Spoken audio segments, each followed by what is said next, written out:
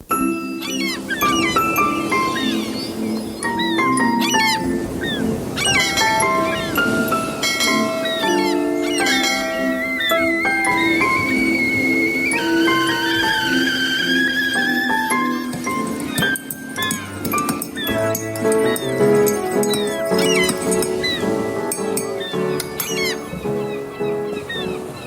we've got 2 questions.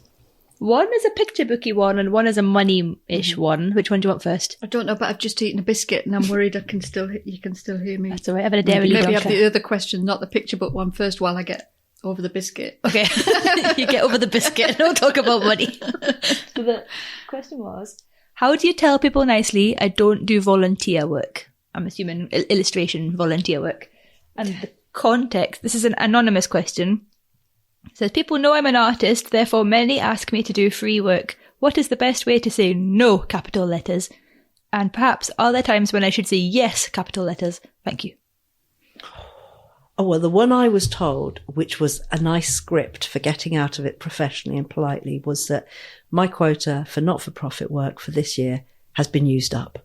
Perfect. Easy. What else? We don't need to even elaborate on this. Yeah. That is so perfect for every situation. Which points out you're not mean and horrid. You do occasionally do work, but you only do it for things that you want to do it for. You are not there to be dictated to about what your causes are. Define your causes first. Decide who you will work for. You don't have to take all comers. They're willy-nilly causes. Because what's important to them isn't necessarily important to you. And actually, even though I didn't have a not-for-profit quota per year, it made me create one. I was like, okay, I'll do 5 to 10% voluntary work, but I'll only do it for these particular causes. That you really care about. Yeah. Yeah.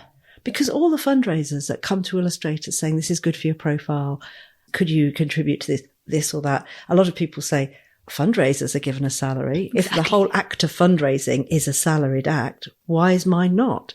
And I'm not connected to your charity or your cause. So there's got to be something in it for you. And I would probably just say to those people, yeah, you'd have to pay me for that one. Or if you want it completely free, that's the other one. The other thing is to say you can't art direct any of it.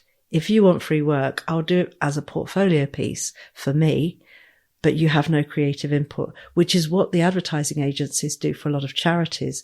So you see those things online where you see an amazing wild ad that you can't believe got passed. It didn't get passed. It was done for the awards ceremonies only. That's why it will appear on a TikTok or on a YouTube, and you can't really tell what the brand was for. But that's the advertising agencies having a great opportunity to showcase their creative talents without any client input that would make it mediocre. So you can make it work for you that way. Nice. It's scary telling people no, though, as well, isn't it? Because I know when people, sometimes you'll get a very casual message and they're like, oh, hiya, Katie, I've just got this project in. Those are the hardest ones, especially if somebody you sort of know a bit. Exactly, or a friend.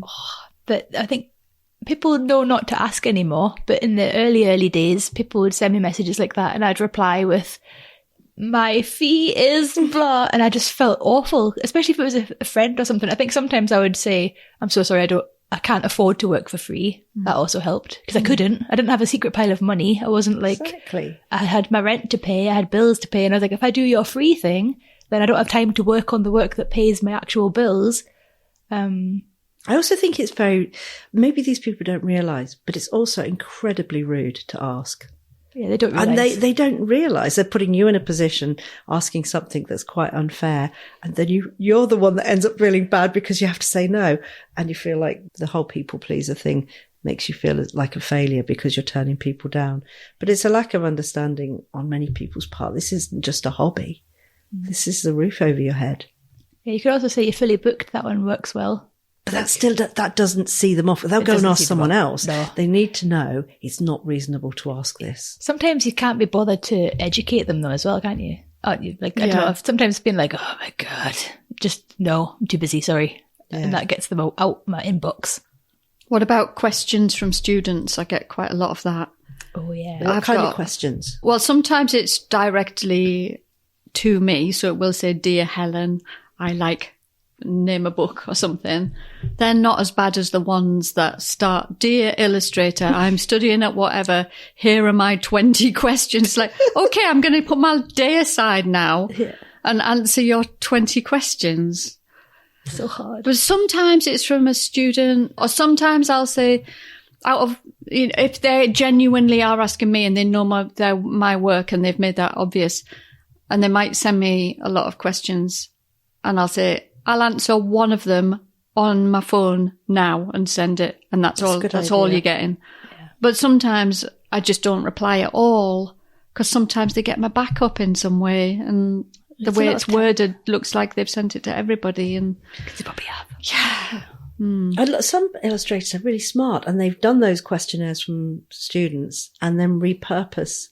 Unlike me, I've put it in an email and left it in the out tray somewhere and forgotten all about it, and the student has got the answer. You could repurpose that onto the FAQs on your website.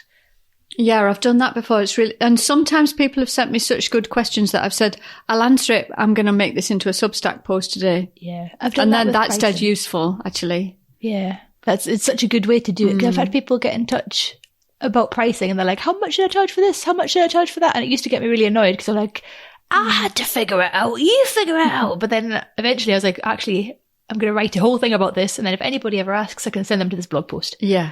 Yeah. And I think that's probably a good way of maybe even covering your prices. Like, if somebody gets in touch, are you available to work for free? If you had a page on your website about your availability, your prices start at, and then you could send them to that page, and that page does all the embarrassing, like, how could I have asked this person for free work when they outline your boundaries, how far in advance you need to be booked, blah, blah, blah. And then they're like, oh shit, they're actually doing this seriously. I can't just ask them for random freebies. But if you did want to help, and someone's got in touch with you from a course that you really care for, but you don't have the time to give them 2 free days work, what you can do is, and it doesn't always work because you need auctions or sales. Quite often these big charities will do those charity dinners and they'll put things up for auction. That is such a winner, because if you've got something in the plan chest that you can give away, they'll often raise huge amounts of money for a print that you may sell for 150 quid. Auctioned with your signature, or I don't know, maybe you can add something extra to it, like, you can gold leaf a print or some tiny extra edition which makes it different from the stuff in your shop. But they can go up to 1,000, 2,000, because people at these charity dinners want to be seen to be spending money and supporting a good cause, and they'll pay a lot more than something is actually worth. And it means there was nothing that you had to do. You didn't have to give working hours away. You've just provided artwork for it. And that's one of the easiest ways to help, I think. Identify your charities and give work to them. Yeah. If it's things that you don't want to use or sell, prints are the easiest. Yeah. I used to worry if I said no to doing stuff for free or discounts, people wouldn't be my friend anymore, wouldn't like me. And I was really worried about that. And I think as I've got older, I just don't care anymore. Yeah, I think that's the thing. If someone's going to fall out with me because I won't work for free for them, then they shouldn't be my friend anyway, quite frankly. Often those people, the people who ask for free work, won't be employing you again later. It's not like, could you help this charity and then we'll give you a paid job. They won't. They're just asking which illustrators are prepared to work for free for charities, and it should be an absolute no-no. And for pitching, of course, no free pitching. Do they free pitch in picture books? That was on the last podcast we recorded when I spoke to the illustrator who was having a hard time. She's just been offered a new deal, and they will pay her a small amount for development work. And she was outraged by it because the situation had all gone so wrong that now she was in this situation of thinking, oh, the whole of publishing is a nightmare.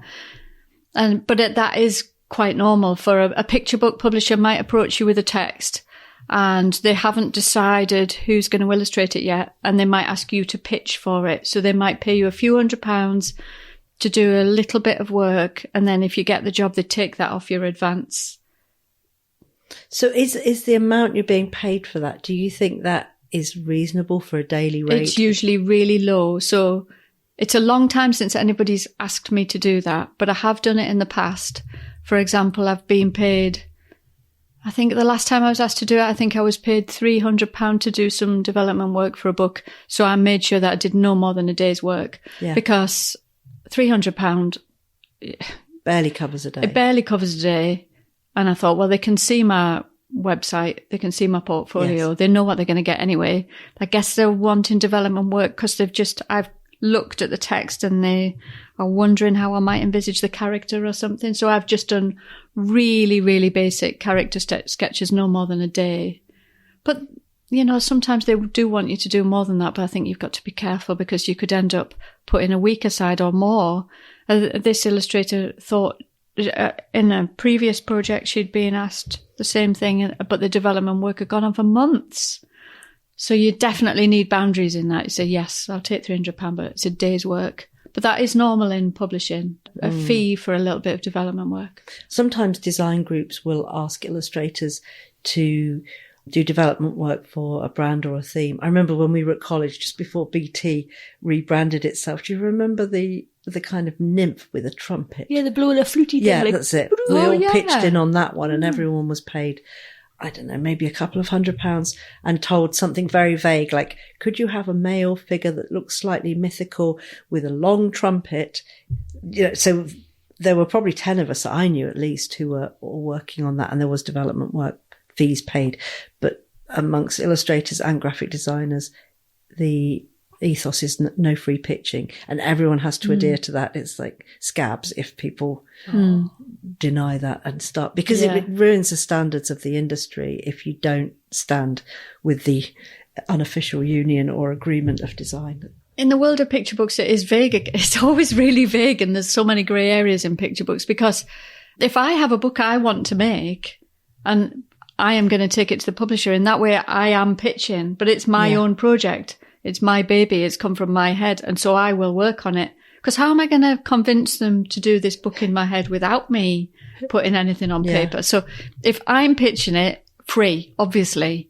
But if they're coming to me with a text, and they're usually doing that because they're asking a few illustrators and then they're going to have a meeting and decide who, then they need to pay you for that. Yeah. I had a weird one recently with a client. It was an existing client I'd done a mural for, and they want another one. And I gave them a quote, and then they just didn't get back to me. I was like, oh, well, fine, whatever. They must be doing something else. I didn't think about it. But then they got back in touch and they were like, oh, could you just mock up a bit of the mural so we can see the new mural, so see what it's going to look like? And live on the call, I was like, oh, yeah, that's fine. And also I was like, oh, and you've got all the content, so I'll lower the fee a bit, that's fine. But then I got off the call and I was like, what am I doing? Like, they already know what my work looks like. Why am I making it cheaper? I'm still going to have to go to London and do the mural. So it was a very awkward email to write. I was like, I've come to my senses. I'm not going to do it for free. Like, if you want to go ahead and you sign the contract, obviously I will mock up the design before I show up to do it, but I'm not going to mock it up before you've decided if you want me to do it or not. You know what my work looks like. And also the fee is what I originally quoted. It's not the new one that I just... Good for you. Yeah. And I also had this attitude of like, if you don't want to go ahead, good, because I can't be bothered to do it anyway.